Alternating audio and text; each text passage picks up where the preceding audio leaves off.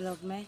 और मेरे क्या नई वीडियो कुछ ऐसे मतलब कि बातें होती हैं जैसे कि आपको भी समझनी पड़ती है, और मतलब कि सबको एक समान मान के चलना चाहिए, मेरा ये कहना है। तो जैसे कि कई होते हैं, कई घरों में किसी किसी के घरों में ऐसा होता है कि ज़्यादा छोटी बहू को समझते हैं, बड़ी बहू को नहीं समझते बिल्कुल भी, दोनों में भेदभाव करते हैं। अगर सास है ना माँ बन जाए ना, तो बहू भी है ना बेटी बन जाती है। तो अगर बेटी बन के बहू चलती है तो सास को भी राज नहीं आती है चीज़ें। कई कई जगह मैंने ऐसा घरों में ऐसा सुना भी है, देखा भी है। तो दोनों अगर बेटी बहू अगर बेटी बन के चल रही है तो सास को भी माँ बन के चलना चाहिए, और सास को कभी भी भेदभाव नहीं करना चाहिए छोटी बहू में बड़ी बहू में। दोनों को एक समान मान के चलना चाहिए कि छोटी को बेटी मान के चल रही है और बड़ी बहू को मतलब कि कुछ भी नहीं समझते हैं। जैसे छोटी अगर कोई गलती करती है तो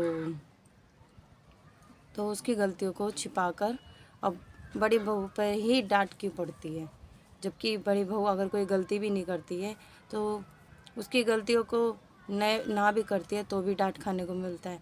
और छोटी बहू अगर कोई गलती करती है उसकी गलती को छिपा लेते हैं। कहीं कई जगह ऐसे मैंने कहीं देखा है। तो कई घरों में ऐसा होता है, कभी भी ऐसा नहीं करना चाहिए, क्योंकि अगर बहू अगर बेटी बन के चली है तो सास को भी माँ बन के दोनों को ही प्यार प्रेम से देखना चाहिए। जब एक को देखते हैं तो बड़ी बहू को भी देखना चाहिए साथ साथ में। तो मेरा मानना है कि भेदभाव ना करें, ना फ़र्क करें, फ़र्क नहीं करना चाहिए। दोनों को एक ही समान मान के चलना चाहिए, एक को ही नहीं मान के चलना चाहिए कि यही मेरी बेटी है, यही मेरी बहू है। तो बड़ी बहू भी होती है, और दोनों मिलके अगर दोनों को एक समान मान के चलें तो ठीक है। अगर कोई छोटी गलती करती है तो उसको डांटना चाहिए, और बड़ी बहू करे तो बड़ी बहू को भी डांटना चाहिए।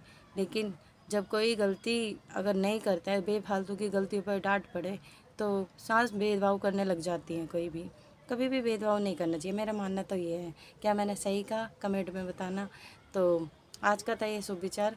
तो मेरी वीडियो को लाइक करें, सब्सक्राइब करें। तो कैसी लगी मेरी वीडियो कमेंट में बताएं।